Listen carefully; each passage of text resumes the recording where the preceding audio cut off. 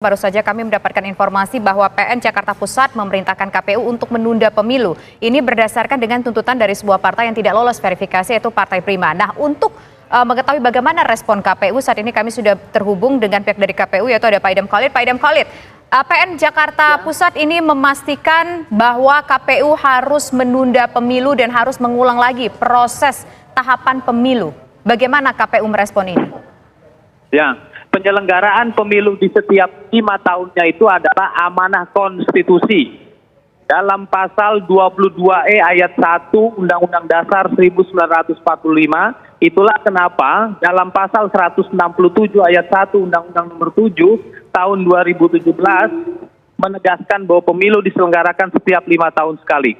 Dan berkaitan dengan putusan PN Jakarta, ini cukup mengagetkan publik Indonesia, karena keputusan ini terkategori aneh di luar aturan undang-undang pemilu. Nah, berkaitan dengan keputusan yang diterbitkan oleh KPU mengenai penetapan peserta pemilu, dalam hal ini partai politik peserta pemilu, undang-undang pemilu itu sudah mengatur dalam sengketa proses. Penanganan sengketa proses itu diselesaikan oleh Bawaslu, dan apabila proses di Bawaslu itu sekiranya perlu dilanjutkan kepada pengadilan, undang-undang mengaturnya di Pengadilan Tata Usaha Negara. Itu.